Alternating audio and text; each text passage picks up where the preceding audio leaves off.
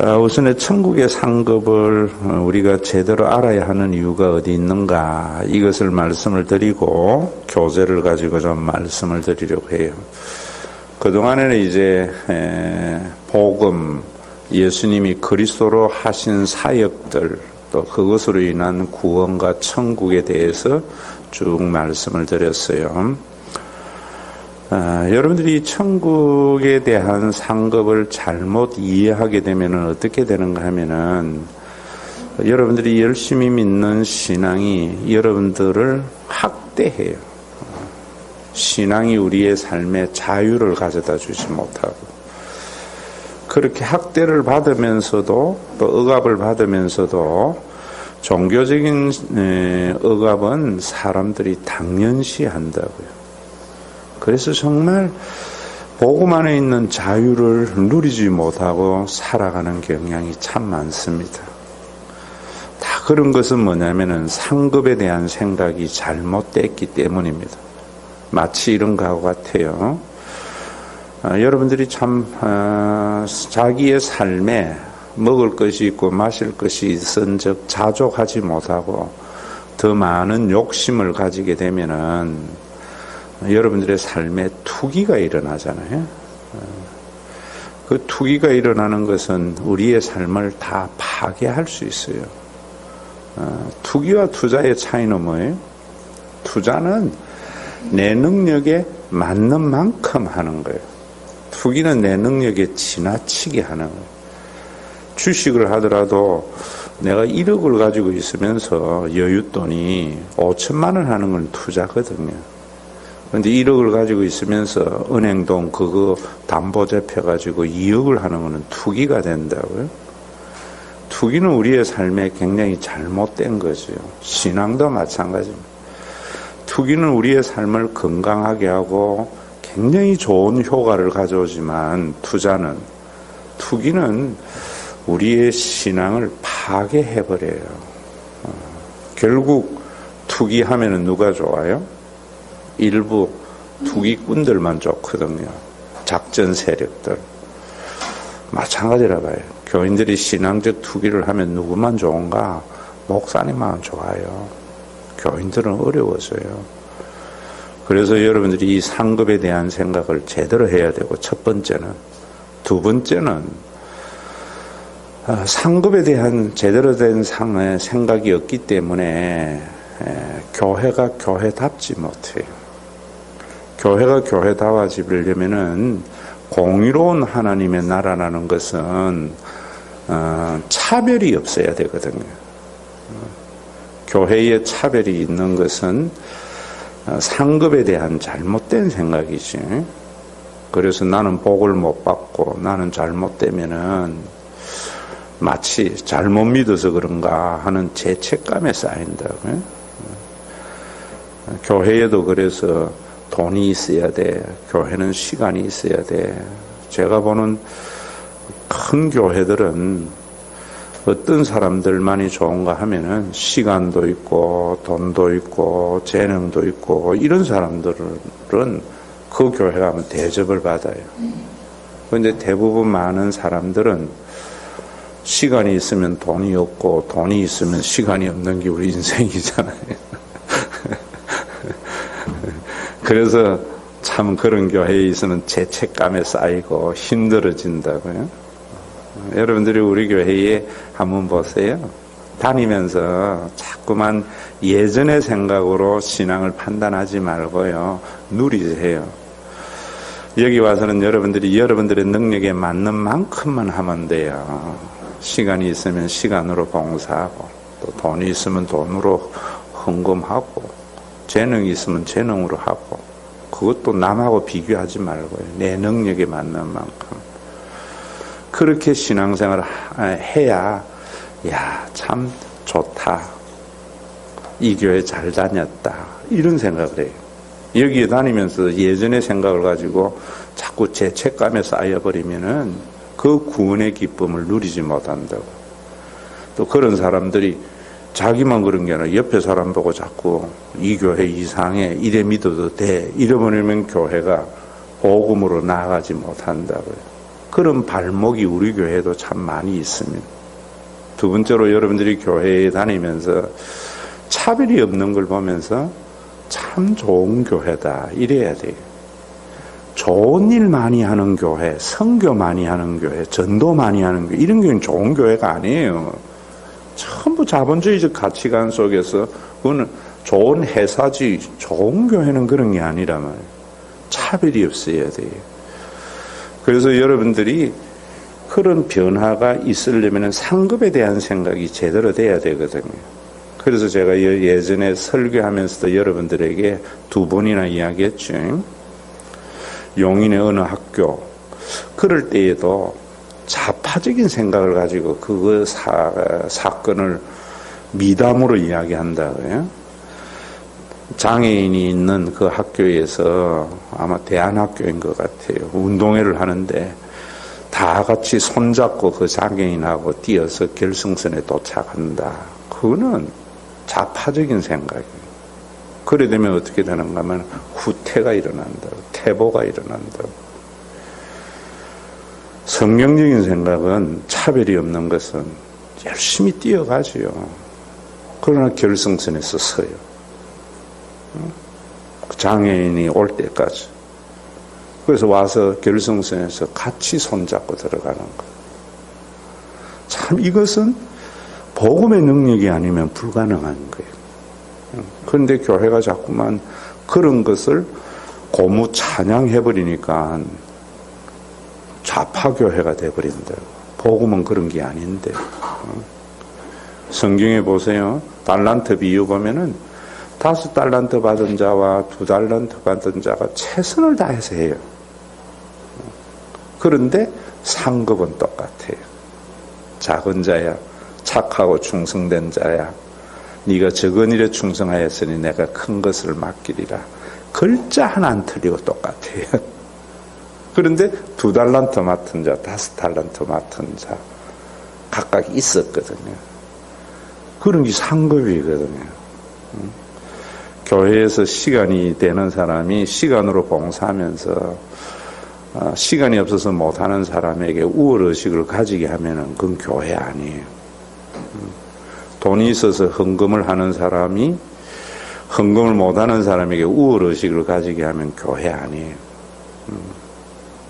그래서 제가 있는 자는 없는 사람 무시하지 말고, 없는 사람은 있는 사람 욕하지 말고, 있다고 자만하지도 말고, 여러분 서로 스스로 비하하지도 않는 것이 이제까지 여러분들이 들은 이야기들이에요. 그러면은 이것을 운영하기 위해서 가장 중요한 게 상급이거든요. 이제 천국에 가서 여러분들이 옛날 80년대 펄시 콜레가 지었던 내가 본 천국, 일부 또 열심인 사람들이 미국까지 가서 하긴 다 했잖아요. 사기라는 거. 그 책 엄청 팔렸죠. 뭐 80년대 제 신학할 때. 예수 잘 믿으니까 천국에 갔더니만 100평짜리 맨션에 살고, 못 믿으면 10평짜리 학고방에 살더라. 이래가지고. 또 냉동권사. 죽었다가 냉동실에 들어갔다가 살아났다고 하는 권사가 깨어나서 천국에 가봤더니만 조용기도 없고, 현신에, 그때 현신의 권사가 유명했거든요. 충영교회 권사. 현신에도 없더라. 이래가 조용기 목사가 그것 때문인지 몰라도 뭐 그 후로에 100억을 들여서 근로자 센터 짓고 이 난리도 지겼고, 또 그 권사가 간증하면서 천국에 갔더니만 강단에 꽃꽂이 장식하는 사람이 제일 큰 복 받았더라. 이래가지고 서로 꽃꽂이 하려고 얼마나 많은 싸움이 일어났는지 몰라요. 천국에 갔을 때 누구는 100평짜리 맨션에 살고 누구는 50평짜리 살면은 천국 아니잖아요. 유엔에서 통계를 냈어요. 자기가 연봉을 5억을 받는데, 자기는 연봉이 5억인데 에버리지가 10만 불 받는 사회에 살고 싶나? 내 연봉을 2억 5천만 불 받는데 5만 불, 에버리지 5만 불 받는 사회에 살고 싶나 이러니까 절대 기준에는 2만 5천 불이 5만 불의 절반이잖아요. 그런데 대다수의 사람들이 후자를 선택했다는 거예요. 응? 여러분들이 이런 어떤 부분들을 보면은 상대적 빈곤이라는 것, 차별이라는 것이 인간의 얼마나 불행인데 천국을 그런 차별의 상급으로 이야기해서 교인들로 하여금 신앙적 투기를 일으키고 그래서 종교적인 목적은 이루면서 교인들을 힘들게 하면은 잘못이죠. 그런데 이런 것들을 고민도 안 해요, 목사님들이. 왜? 그동안 쭉 해왔기 때문에. 저는 복음을 이해하고 난 뒤에 제일 고민이 뭐였던가 하면 제일 나중에 풀린 게 이 상급의 문제예요. 천국에 가서 상급, 차별이 있다면 뭔 천국인가 싶은데 또 그런 것이 없다면 열심히 믿어야 할 이유가 어디 있는가. 이제 이런 게 나에게 고민이었다고요. 우리 아버지가 말씀한 대로 왜 예수 믿어야 되는다니까 죽어서 천국 가기 위해서 그러는데 그러면 나 죽을 때 예수 믿을게 이랬거든요. 거듭나게 됐을 때에 이전에 여러분들이 경험해보지 못한 놀라운 구원의 기쁨이 있어요. 이거는 머리로 아는 게 아니라 경험해봐야 알아요. 그런데 사람들은 자꾸만 이해하려고 그래요. 깨달으려고 그래요. 경험해야 돼요. 우리 교회도 보면은 아는 사람은 많아요. 그런데 경험해보지 못하니까 그 기쁨을 누리지 못하는 게 너무나 안타까워요. 그래서 요즘 제가 조심스럽게 여러분들에게 한마디 하잖아요. 우리 이병영 집사는 오면서부터 여러분들 밥 먹는 거 보면서 야, 교회 밥이 뭐 이래. 자기가 살림해손으로 해서 감옥에 10개월 있었거든요. 그때 보니까 감옥에 1,000원 왔다 갔다만 해도 반찬이 꽤 괜찮더라는 거예요. 그래서 자기가 한 달에 한 번은 30만 원 가지고 우리 교회에 뭐 또 기본적인 것이 있으니까 반찬을 해서 하겠다고 이래서 여러분 제 차 가져가서 토요일 날 가락시장에 장봐 와가지고 밤새 추어탕 고고 여기서 자고 주일날 와요. 홍제동에서 이 밥 하려고 7시까지 온다고요. 교회에 버스 타고 그것도 차가 없어서. 근데 왜? 그러면서 이야기가 뭔가 하면 교인들이 먹는 걸 보면 너무 좋다는 거야. 여러분 이런 것들이 경험 안 해보면 모르는 거야. 제가 이야기하지만은 부모는 자식이 남편이 지가 돈 벌어가지고 지 쓰려고 하는 것은 그건 잘못된 아버지잖아요. 대다수의 아버지는 정말 양진호 같은 거한테 뭐 그 정도의 갑질은 안 나도 다 갑질은 당하거든요. 그래서 벌은 걸 가지고 아내 옷 사주고 아이들 맛있는 거 먹는 거 보면서 즐거워한다고 지는 너덜너덜하네. 참 희한한 게 있어요. 이 세계가 대부분 가족 속에서 있어요. 엮이는 말고 제대로 된 가족. 엄마는 남이 해주는 밥이 맛있다는 게 왜 맛있어요? 자기가 해보면서 간 보다가 맛 다 가버리거든. 그러니까 맛이 없단 말이에요. 그런데도 해서 먹는 거 보면 그렇게 좋잖아요. 우리가 그래서 하느님의 나라는 미스테리, 시크리트가 아니에요. 이단들이 자꾸만 숨겨져 있는 거 내 혼자만 안다 이러지요. 다 드러나 있어요.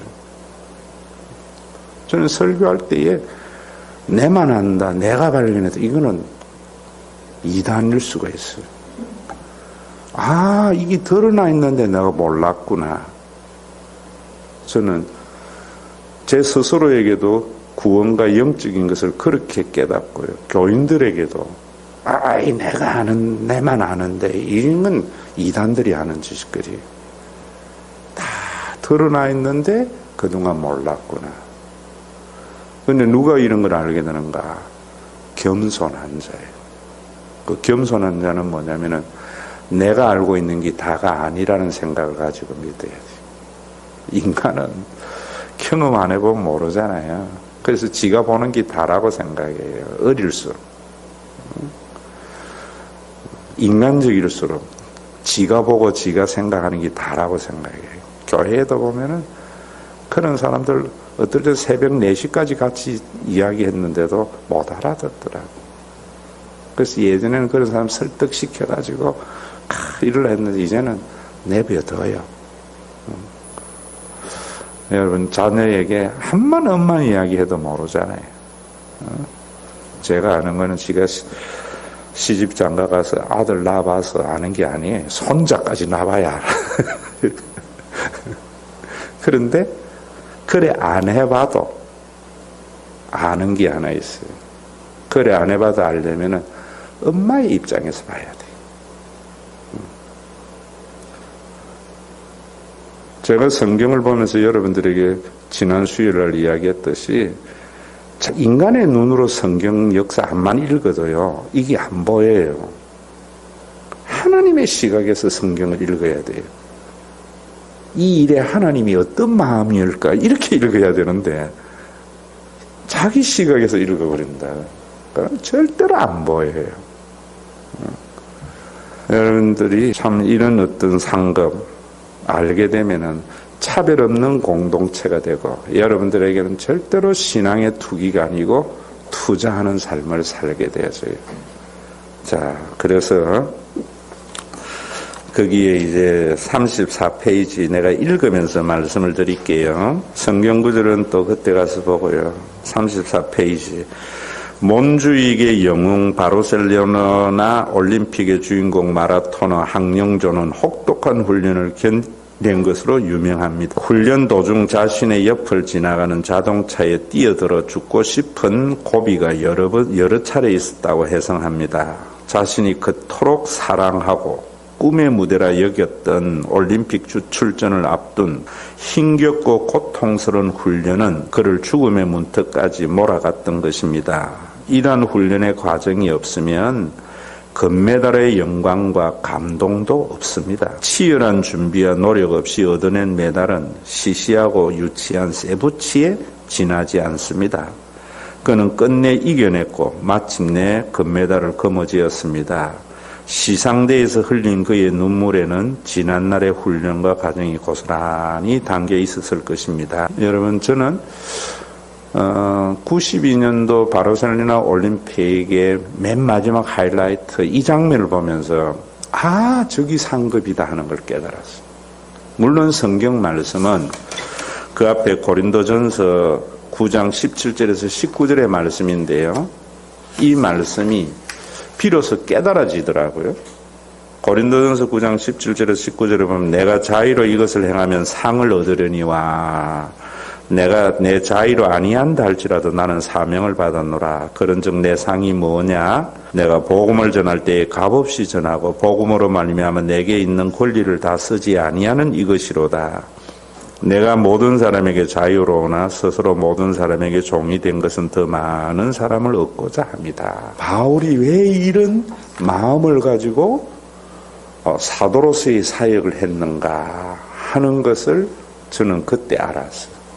그래서 복음을 이해하고 난 뒤에 상급에 대한 해결은 이때 정말 깨닫게 된 거예요. 만약에 황영조가 그때 인터뷰했었어요. 그 금메달을 목에 들고 하염없이 눈물을 흘려요. 물론 그 몬주익이라고 바르셀로나 올림픽 주 경기장이 언덕 위에 있었어요. 앞에 지금도 저는 그 장면이 생생한데 일본 선수가 뛰어갔어요. 황영조가 마지막 피치로 그 일본 선수를 제치고 우승했거든요. 그때 인터뷰하는데 자기가 삼척, 태백 저쪽에서 원래 삼척 사람이잖아요. 고지대에서 자기가 훈련해서 그 몬주익 언덕을 그랬다는 거예요. 그때 트럭이 지나가는데 뛰어들어가 죽고 싶었다고 이러면서 울더라고. 그때 내 생각에 저 고통이 없으면은 저 메달은 저런 감격이 있을까? 만약에 저 메달을 내가 목에 건다고 해서 항명조 같이 눈물이 날까? 이 생각이 들더라고. 삶이 상이구나. 제가 여러분들에게 이렇게 하는 사람들 칭찬을 잘 안 해요. 왜냐하면은 그래야지 그 사람이 투기를 안 하기 때문이고 다른 사람이 차별의식을 안 느끼기 때문이에요. 그 마음을 여러분들이 이해해 주면 좋을 것 같아요. 그러다 보니까 열심히 안 하는 것 같아요. 투기가 없는 것 같아요. 그런데 자본주의적 가치로 나보고 잘못됐단다고. 성경적인. 그런데 그 다음에 한번 보세요. 그러나 그가 금메달을 따는 위대한 선수임에도 불구하고 가장 존경받는 선수가 아닌 이유는 금메달에 따른 수많은 보상에 매료되어 젊은 나이임에도 불구하고 은퇴했기 때문일 것입니다.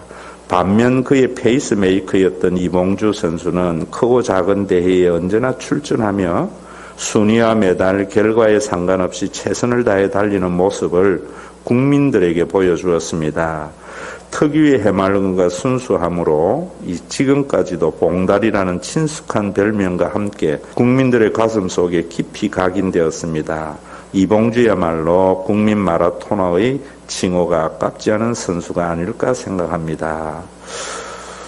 참 신세대 냄새가 나죠, 글이. 우리 장전도사가 다듬어서 그래. 그 항명조와 대비되는 선수가 이봉주예요. 항명조는 참 27, 8살인가 은퇴했어요. 20대에. 은퇴해가지고 그때 돈으로 내가 알기로는 뭐 5억 정도 각종 이 보상을 받고 이래가 그가 뭐 했는가 하면은 저도 그 카페에 가봤는데 저 팔당 밑에 거기 무슨 마을이야. 그 마을에 보면은 카페촌이 있어요. 초대라는 음식점도 있고 거기에 카페를 했다. 가서 보면서도 야, 참 이게 아니다 이런 생각이 들어요. 자기는 편하겠지만. 그러니까 그 모든 가치가 한꺼번에 다 날아가 버리더라. 근데 이봉주는 뭐 물론 올림픽에서는 은메달 땄지만은 오히려 이룬 성과는 더 크거든요. 그는 마라톤 자체를 즐거워하고 기뻐하면서 뛰어요. 신체적 핸디캡이 있는데도. 그러니까 우리에게는 이봉주는 국민 마라톤으로 마음에 각인됐다. 여러분들이 예수를 믿고 난 뒤에 그 금메달, 그래서 성경은 모두 다 메달이 면류관이라 하거든요.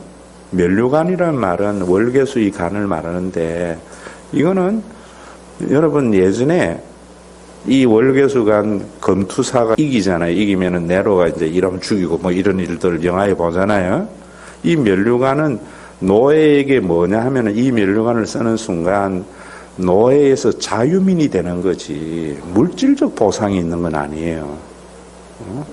우리는 신분의 자유함을 얻는 거예요. 그런데 이게 물질적 보상으로 가버리면 자본주의가 돼버린다. 그러니까 우리는 전부 지금 그래서 이번에도 논쟁은 참 이런 논쟁은 깊이 해야 되는 거예요. 우리 사회가 이제 성숙되었다 봐요. 뭐 올림픽 메달 땄다고 병력 특혜 줘야 되나 뭐 줘야 되나. 자, 여기에 여러분들이 참 중요한, 우리는 그동안에 엘리트 체육으로 해서 얼마나 국민들에게 기쁨도 주었지만 부작용도 얼마나 많이 나왔어요. 그 메달 따는 애는 하나지만은 그것 때문에 인생 망친 애들은 수만 명일 수도 있거든요.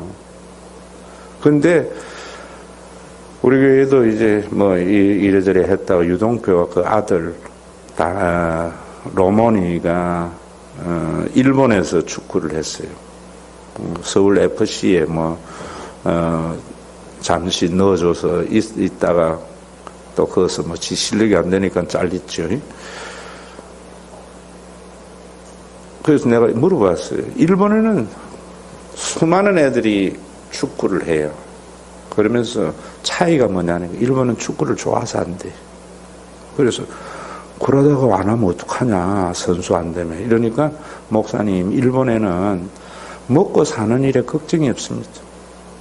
편의점 아르바이트만 해도 잘 산다는 거야. 그러니까 아이들이 우리와 같이 그렇게 목매달아서 뭐 금메달 따고 이러려고 안 한다는 거예요. 어느 사회가 좋은 사회예요, 여러분? 후에 일본과 같아야 되잖아요. 우리 사회가 지금 경제적으로 성장하면서 사회 체육이 발달하고 이런 것도 바로 이런 부분이에요. 사회는 그런 사회가 되려면은 그러한 가치를 교회에서 만들어내야 돼요. 그래서 제가 여러분들에게 지금 우리나라가 우파 좌파 싸우고 그 다음에 최저임금이 우리 사회에 부작용이 낳는 게 정치가 잘못된 게 아니에요. 목사님들이 잘못된 거예요.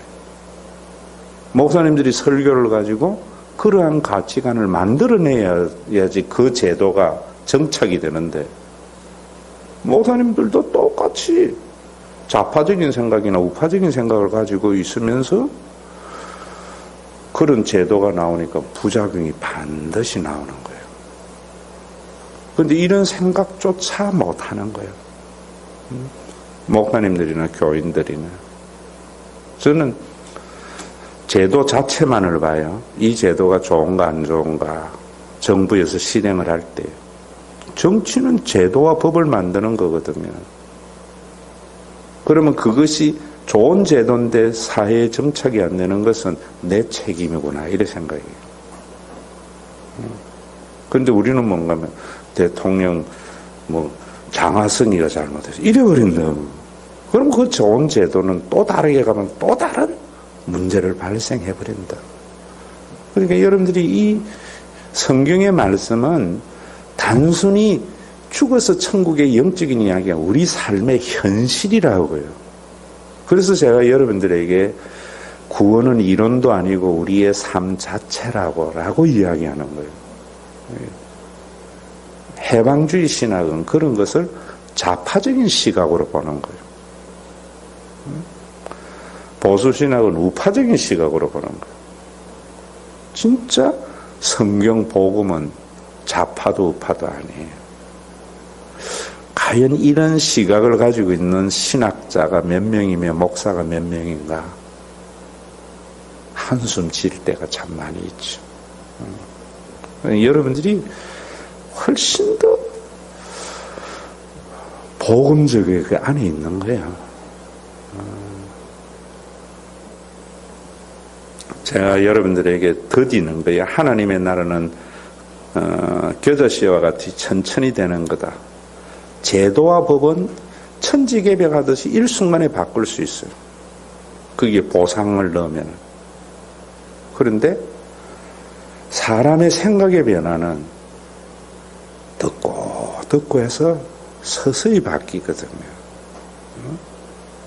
그러니까 여러분, 우리 교회에서 여러분들이 이래 보면은 참 투기 안 하게 하고 그 다음에 차별이 없는 그런 공동체가 12년 하니까 조금씩 이렇게 바뀌어가는 거예요.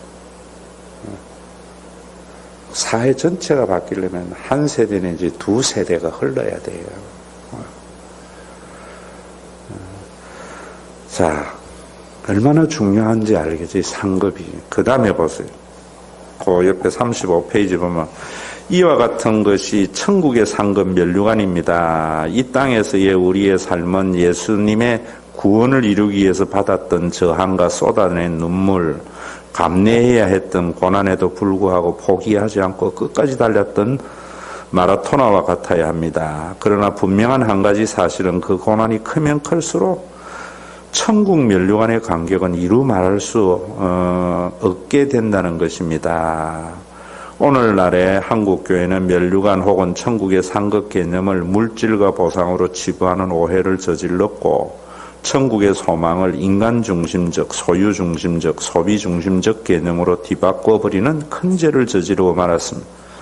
하나님께 잘 보이면 천국에서 내가 살 집이 크고 좋겠다는 보상을 약속하는 신앙 때문에 천국이 변질된 겁니다. 교회도 변질된 겁니다. 사회를 구원할 가치관을 만들어내지 못하고 사회마저도 힘들는 일들이 있다, 이런 말입니다. 자, 그러면서 그 다음엔 이야기가 참 중요합니다. 천국에서 받을 보상 때문에 신앙생활하는 것이 아니라 주님 만날 때 부끄럽지 않도록 신앙생활을 하게 해야 합니다. 신앙생활은 타인에 대해서 혈연과 연고를 뛰어넘는 진정한 영적 가족 공동체로 여기며 섬기는 삶을 살아가는 것입니다. 그러한 신앙생활은 남들이 가지 않는 좁은 길, 미련한 길, 망하고 실패할 것 같은 길을 걸어가는 것입니다. 그러나 우리가 그 길을 걸어가야 할 이유는 하나님께서 그런 우리를 기쁘게 맞아주실 것이기 때문입니다. 이러한 소망이 천국의 소망입니다. 왜 우리가 마라나타 주 예수여 어서 오시옵소서 해야 하는가 하면은, 예수 믿고 여러분들이 당하는 핍박은 예수 믿는다고 여러분 감옥에 보내고 이런 핍박은 별거 아니에요. 그런 거는 저항해요. 교회 다니지 말라 한다고 옛날에는 그런 게 많았잖아요. 시어머니가 며느리 교회 간다고 오늘 저 고추밭에 뭐 일 다 해놓고 가라 이러니까 토요일날 밤새도록 하고, 이런 감정이 옛날에 참 많았어요. 근데 요즘은 교회에 다닌다고 신앙생활 한다고 핍박하는 부모들 별로 없어요. 그만큼 우리 사회가 합리적이 되었어요. 그런데 요즘은 더 큰 문제는 신앙의 저항은 뭐냐 하면은요, 그래서 제가 자꾸 자본주의를 공격한다고. 그러니까 사람들은 좌파라고 생각을 하는 사람이 있다고. 지 수준이지. 왜 자본주의를 하는가 하면 자본주의의 생각이 우리 사회에 전반적인 깔려 있는 거거든요. 그러니까 하나님이 맞다고 말씀하시고, 그 저항이 뭐냐 하면은요, 남들이 다 이 길로 걸어가는데 거슬러 올라가는 거예요. 여러분들이 아마 출근길에 전부 내려갈 때에 거슬러 올라오면 굉장한 저항이 있잖아요. 부딪히고. 전부 교회 성장하려고 이렇게 하는 이런 상황에서 그런 게 아니고 거슬러 올라가려고 빚도 많은 교회당을, 참 힘드는 일이에요. 여러분들이 남들은 전부 가지려고 하는데 주무면서 행복한 삶을 살아가는 것은 굉장한 저항이 있어요. 근데 왜 해야 되는가? 주님 재림이 있기 때문이죠. 천국이 있기 때문이죠. 그 삶을 예수님도 사셨잖아요. 여러분들이 천국에 들어갈 때에 너 왜 천국에 들어가야 되나? 다 보인다고요. 부자와 나사로의 예를 들어서 봐서는. 지옥이 힘든 게, 물론 여러분들이 장소적인 개념이 아니라 시간적 개념으로 봐야 되는데, 이해를 돕기 위해서 헬라적 장소적 개념으로 여러분들에게 제가 천국을 설명하는 거예요. 다 보이는데, 천국에 저리로 가려고 하면은 왜 가야 되는데 이런다. 사실은 거기에 그 장소의 구분이 별로 필요 없어요. 하나님, 그곳은 하나님이 나의 아버지이기 때문에 난 그리 가야 돼. 그러면 오케이입니다. 나는 교회 다닐 때에 열심히 예수 믿었고 헌금했습니다. 아니야, 이런다. 들어갈 때에 여러분들에게 정말 그래야 되는 것 중에 하나가 뭐냐면은, 뛰어 들어가려면 예수님이 그래요. 잠깐만 이런다고. 중요한 일이 하나 있어요. 또 마치고 어디 가야 돼요. 우리 교인이 힘든 일이 하나 있어요. 그럴 때에 내 너희 위에 몸버려 피 흘렸는 넌 날 위해 무엇 했느냐 할 때에 아무것도 한 거 없으면 부끄러운 거예요. 주님, 내가 그 은혜 때문에 십자가에 남은 고난을 채우며 살아왔습니다. 그 입성은 말로 다 할 수 없는 거예요. 그래서 하나님의 나라는 희락의 나라예요. 의와 평강과 희락이라 이러잖아요. 자꾸만 하나님은 나라를 많은 걸 가졌다고 생각해요. 로마서 수요일 나중에 이제 강의할 때 하나님의 나라는 성령 안에서 의와 평강과 희락이다. 이래요. 올바른 관계 속에서 오는 평화와 기쁨, 이렇게 말하는 거예요. 그 기쁨의 강도가 다른 거예요. 기쁨의 강도. 물론 거기에 수치는 여기에 없어서 제가 여러분들에게 설명을 하겠지만은, 세상에서 여러분들이 성경에 있는 수치나 멸시 이런 말을, 질투 이런 말을 우리의 개념으로 이해하면 안 돼요. 성경에 있는 것은 하나님적 개념으로 이해해야 돼요. 하나님이 질투한다는 것을 우리의 개념으로 이야기하면 우리는 질투하면 반죽이잖아요. 하나님이 우리 반죽인다 생각하면은 신앙적 의각과 학대가 일어나는 거예요. 하나님의 질투는 그게 아니에요. 그런데 그런 질투는 다른 용어가 없어서 그 말에 개념을 더하는 거예요. 그걸 제가 여러분들에게 이야기했잖아요. 신천지에 넘어간 딸, 그 딸이 집에 돌아오기까지 이만희를 질투해서 본부에서 엄마가 1인 시위하겠다. 그 질투. 그 질투는 얼마나 멋있는 질투예요. 수치도 마찬가지예요. 수치도 지금 여러분들이 있는 이 부끄러운 감정의 수치라면은 천국이 안 돼요. 의가 있어야 돼요. 그거는 제가 언제 했는가 하면 졸업할 때였어. 저는 사실은 중학교 졸업하고 고등학교 한 1학년 나이까지는 공부를 참 잘했어요. 중학교 때 예비고사 쳤는데 국어 100점 먹었으니까요. 예비고사 문제를. 그러면서 이제 여러 가지 많은 사춘기 병을 앓으면서 거의 공부 안 했죠. 그리고 사업한다고. 그래서 한 15년 책상머리 앉아본 적이 없어요. 대학 다닐 때. 좀 미안하지만 우리 때는 전부 데모하고 이런 때 아니에요. 공부하는. 그러다가 신학에 가가지고 책상머리 앉아있는데 죽겠더라고. 그래서 20분 앉아있다 나오고 20분 앉아있다 나오고 이러고 후배가 이래서 어쨌든 졸업했어요. 졸업하는데 너무 좋아요. 또 저는 공부를 내가 필요해서 하려고 하는 공부는 참 열심히 하는데 점수 따려고 자격증 따려고 하는 공부는 죽어도 못해.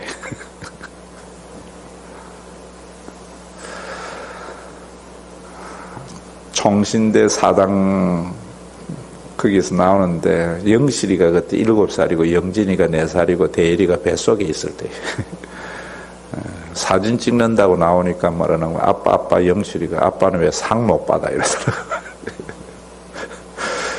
그때 부끄러운 감정이 드는데 딸에게 그 수치의 감정은 하나도 없는 부끄러움이었어요. 두 가지 이유 때문에. 하나는 그 질문을 하는 영실이와 나와의 관계가 그런 관계가 아니잖아요. 그리고 졸업의 기쁨이 너무나 커가지고 상은 아무것도 아니에요. 천국에 가서 그 질문을 하는 예수님과의 우리와의 관계는 곧 예수님이 내고 예수님이기 때문에 그게 수치의 질문이에요. 여러분이 성경을 보면서 하나님이 하시는 모든 것들을 왕이 하는 것 같이 이래버리면 종교인이 돼버린다고. 하나님께서 행하는 모든 것들이 나를 나보다 더 사랑하는 그분이 하는 거예요. 그렇게 보면은 다 성경이 이해가 다 된다고. 또 그리고 천국의 기쁨이 더 크기 때문에 그런 것은 아무것도 아니에요. 자, 그러면은 여러분들이 이런 삶을 살아야 하는 중요한 이유가 또 그 밑에 중요한 이야기를 하고 있습니다.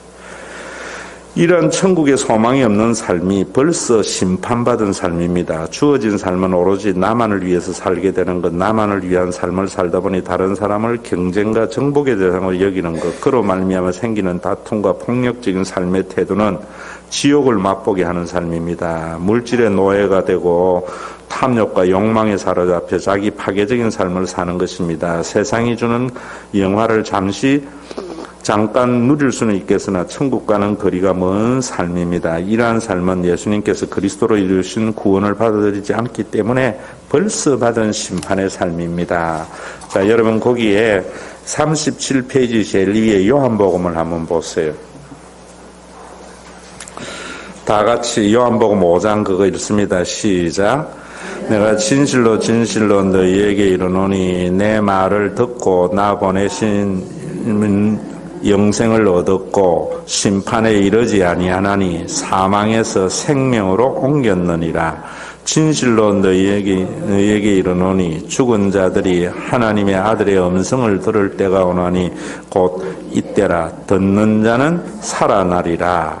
자, 거기에 보면은 영생을 지금 얻은 거예요. 그리고 미래의 심판을 받지 아니하고 사망에서 생명 이미 옮겼어요. 그런데 그 밑에 3장 18절을 한번 보세요. 그를 믿는 자는 심판을 받지 아니하는 것이요 믿지 아니하는 자는 하나님의 독생자의 이름을 믿지 아니함으로 뭐 했다고요? 벌써 심판을 받았다고. 자, 여기 보세요.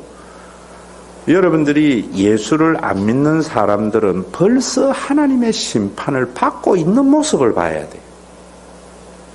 교회에 다니면서도 하나님이 아버지 노릇 해주신과 이웃을 가족으로 여기는 이 복음을 받아들이지 아니하고 자기만을 위해서 삶을 사는 사람들에게는 벌써 심판을 받고 있는 걸 봐야 되는데 교인들이 그걸 부러워해요.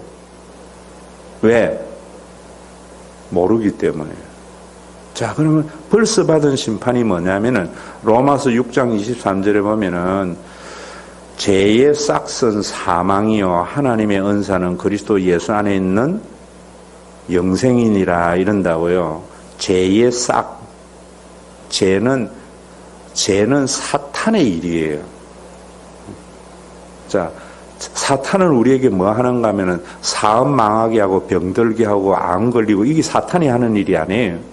사탄의 일은 인간에게 죄를 짓게 하는 거예요. 그런데 그 죄도 도둑질하거나 뭘 하거나 이 폭력하거나 이런 죄가 아니고 그 죄도 굉장히 우리에게 매력적인 거예요. 네가 하나님 같이 돼. 이게 죄예요. 신학적으로. 자꾸 교회가 이런 죄를 안 가르쳐주고 이게 원죄라는 거예요. 이걸 안 가르쳐주고 자본죄를 죄라고 이야기해서 자꾸 교인들에게 죄책감을 불러일으켜서 열심을 유도하는 것은 복음을 알지 못하는 거예요. 창세기 3장이면 사탄이 와서 뭔가 하면은 네가 하나님같이 될 수 있어 이러잖아요. 그럼 우리가 하나님같이 되는 게 뭐냐면은 하나님은 어떤 분이냐 하면은 출애굽기 4장에 호렙산 떨기나무에서 나타나는 하나님을 보고 모세가 누구세요? 이러니까 하나님이 나는 스스로 있는 자, 자존자다 이러는 거예요. 하나님은 스스로 존재하는 자예요.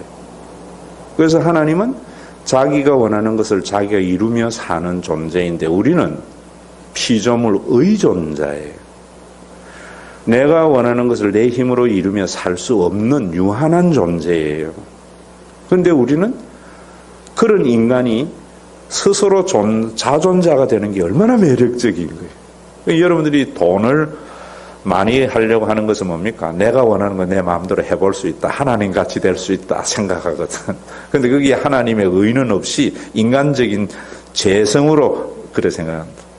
왜 여러분들이 회사에서 사장이 되고 올라가려 하는 거 그러면 되면 내 마음대로 할 수 있기 때문에. 부목사들이 왜 담임 되려고 그래요? 담임 되면 출퇴근 마음대로 하고 자기 하고 싶은 다 하는 것 같으니까. 거기에 방임이라는 것이 있는데, 자, 그러면 하나님이 아니면서 우리 모두는 사탄의 유혹에 넘어가가지고 자기가 원하는 걸 자기 힘으로 이루며 살려고 그래요. 그 대표적인 게 히딩크 아니에요? 살려고 그래요. 그러면은 여러분들이 원하는 것을 인간의 방법을 가지고 내 힘으로 가지고 이루려고 하나 살아가는 사람들을 보면 저 사람 사탄의 일을 해주고 있구나 이래 봐야 돼요. 내가 그런 생각이 들면 나는 지금 사탄의 일을 해주고 있구나 이래 봐야 돼요. 그러면 내가 그런 생각을 했으면 사탄이 나에게 자기 일을 해줄 수 있으니까 대가를 지불해야 돼요, 안 해야 돼요? 지불해야지요. 그 싹시 뭐냐면 사망. 사망은 분리라는 말이에요. 생물학적 사망이 아니에요. 하나님과 영원한 존재로 분리되면은 우리 속에 나타나는 여러 가지 현상들이 있어요. 심리적인 현상, 사회적인 현상, 생물학적 현상이 있다고. 이런 것도 목사님들이 모르니까 문제지요.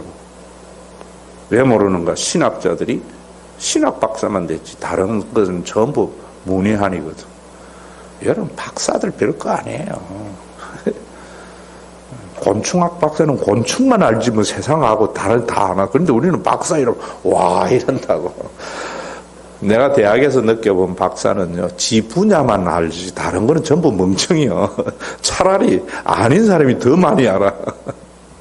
근데 사람들은 그걸 가지고 만물 박사인 줄 아는 거예요. 만물 박사는요, 대학에 있는 게 아니라 여러분들이 만물 박사예요. 모르는 게 없어요.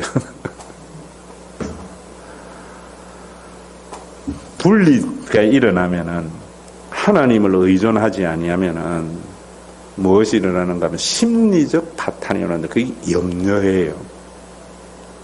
그래서 염려하지 말라 이러면 심리학적으로 상담학적으로 염려하지 말라 하면 정상은 다스려지지만은 해결은 안 돼요. 그 염려는 어디에서 오는가? 하나님의 선하심을 믿지 아니하고 내가 원하는 것을 이루려고 하는 데에서 오는 거예요. 내가 원하는 것을 포기하지 않으면 절대로 염려는 없어지지 않아요. 내가 원하는 것을 포기만 해서도 안 돼요. 하나님의 선하심과 인자하심을 인정해야 돼요. 그때 심리적 평안이 와요. 그런데 교회에서도 자꾸만 뭐 치유해서 뭐 심리에 염려하지 않게 되고 뭐 이런 이야기, 그건 정말 복음을 완전히 이상하게 만드는 거예요. 벌써 받는 신반. 여러분들이 이런 수능이나 뭐 이런 데에서 자녀들이 걱정이 되면은 내가 뭐 한다고요? 이미 사망의 증상이 내 속에 나타나는가. 이렇게 생각해야 돼요. 그래서 그 치료는 염려하지 말라 심리학적인 게 아니고 뭐 해야 되는가 하면 내가 원하는 것을 내가 추구하고 있구나. 내가 원하는 것이 사회적인 통념이잖아요. 그런데 우리는 그런 것도 이제 할 때에 심리학적으로는 봐라, 뭐 서울대학 나온다고 다 잘 사냐, 뭐 이런 식으로 이야기해버린다고. 그건 일부 맞는 이야기잖아요. 근데 잘 사는 놈들 얼마나 많아요. 성경은 보편적 진리여야 돼요. 일부만 맞았어. 그럼 염려가 있을 때 내가 원하는 걸 하는 것 같다. 그래서 내 원하는 걸 포기하면서 그 다음에 뭐 해야 되는가 하면 결정적인 항생제, 하나님의 인자와 선하심을 인정하는 거예요. 하나님의 주권을 인정하는 거예요. 그 인정을 어디까지 해요? 죽기밖에 더하게서까지 가야 돼요. 그럼 자유가 일어나요. 자, 그러면 이런 심리적 파탄, 두려움과 염려, 그 다음에 그러고 나면 뭐 하게 돼요? 욕심이 생기잖아요. 이 욕심도, 내가 욕심이 생기는 것은 내가 사탄에게 지금 대가를 받았구나. 이렇게 생각해야 돼요.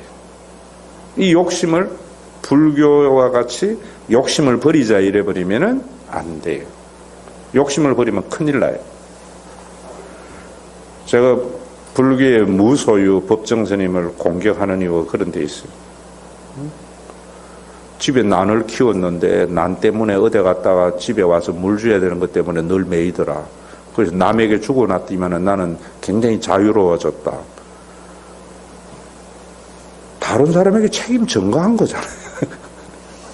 자기 자유로우라고. 교회에 그런 거 많아요. 얼마나. 내 자유롭고 내 졸라고 전가하는 것 이런 게 아니에요. 성경은 그래버리면 얼마나 문제가 되어져. 교회에 보면 여러분들 그런 거 있잖아요. 그런 게 자기 오지랖 넓은 아버지. 지는 자유인이고 동네 일 다 봐. 그러면 그 책임 누구냐? 엄마가 다 져야 돼. 성경이 그런 게 아니에요. 탐욕은 뭔가 염려가 일으키는 거거든요. 또 그런데 여러분들에게 이야기했듯이 뭐 인간의 욕구, 뭐 메슬로우의 뭐 5단계 그런 거 이야기 뭐 그 정도도 알아야 돼. 그럼 욕심이 생기면 그 다음에 사회적인 현상이 뭐냐면 생존 경쟁이에요. 여러분들이 지금 우리 대학의 입시 경쟁은 뭡니까? 부모의 욕심에서 나오는 생존 경쟁. 그게 지옥의 현장이지. 우리나라는 지옥의 현장이죠. 그래서 공멸해가요. 이런 것이 이 사회가 벌써 하나님 사탄의 유혹에 넘어가서 선악과를 따먹은 인간 사회에서 지금 우리가 받고 있는 심판의 고통들이에요. 이런 걸 사회학적으로 심리학적으로 해결하려면 안 돼요. 교회가 해야 돼요. 어떻게? 하나님이 원하는 것을, 그 하나님이 원하는 것을 목사님이 원하는 것하고 하나님이 원하는 것하고 플러스 시키면 안 돼요. 세대당 같은 건 나빠요, 내가 볼 때. 뭐 30주년 뭐 한다고 해서 40억 가지고 가난한 사람들 뭐 28 가지고 뭐 어쩌고 트럼프 축전, 문재인 축전 막 신문 대문짝에 해놨던데 옛날 같으면은요 그런 거를 사람들을 어떻게 보는가 하면 나는 영이 없는 사람이다.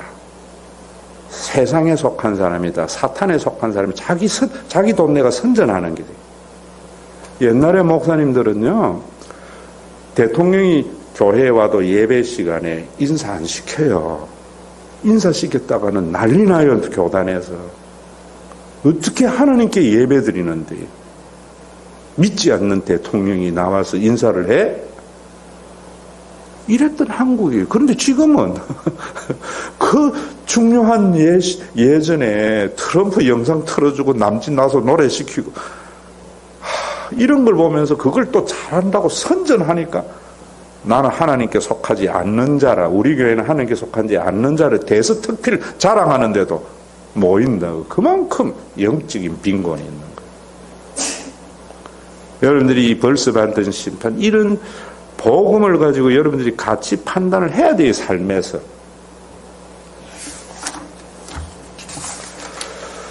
자, 이제 그 다음에 36페이지예요. 이제가 태어난 신생아를 키우는 것은 매우 어렵고 힘든 일입니다. 그러나 그 존재만으로 부모에게는 더없이 큰 기쁨이자 영광입니다. 아기의 성장, 옹알이, 걸음마 등을 보면서 이전에 느꼈던 어려움과 흥겨움을 넉넉히 이길 수 있는 것들입니다. 부모에게 멸종하는 자녀입니다. 부모에게 자녀는 미숙하고 부족하고 심지어 건강에 문제가 있더라도 이 세상 그 어떤 것과 바꿀 수 없는 존귀하고 소중한 존재입니다. 우리가 모두가 이런 가치의 삶을 살도록 하나님께서 성령을 보내어줘서 우리 모두를 영적인 가족인 교회를 선물로 준 겁니다. 사도 바울은 자신의 멸류관은 성도라고 합니다. 성숙한 성도는 아직 미숙한 성도 때문에 고난과 어려움을 겪기 마련입니다. 그러나 그들을 가족의 눈으로 바라볼 때 그 순간은 고난과 어려움이 있을지라도 그들의 성숙과 변화를 기대하며 오래 참아주는 진정한 사랑을 실천할 수 있습니다. 이러한 사랑이 진정한 가족 간의 사랑이고 창조주 하나님의 사랑입니다. 바울은 사도로서의 자신의 권리를 다 쓰지 않는 것이 사도로서의 삶이요 예수 재림의 때에 상급이 되는 삶이라는 것을 알았습니다. 자신을 향해 맹목적인 비난을 일삼는 고린도 교회 성도들을 아버지의 눈으로 바라봄으로 그들을 포기하지 않고 끝까지 사랑하는 신앙생활을 하였던 것입니다. 바로 그러한 신앙생활이 천국에서 자신의 상급이라고 합니다. 그러한 의미에서 교인들은 자신의 멸류관이라고 말했던 것입니다. 세상은 손익으로 같이 판단합니다. 적자는 실패요 흑자는 성공이라 생각합니다. 인간관계도 이익이 되면 삼키고 손해가 되면 뱉어버리는 것이 이 세상의 인간관계입니다. 그러나 교회는 달라야 합니다. 적자가 발생할 것이 눈에 뻔히 보이는데도 아낌없이 끊임없이 변함없이 부어주는 것이 교회여야 합니다. 손해가 되고 상처가 되더라도 근본적인 관계를 저버리지 않는 인간관계가 있어야 합니다.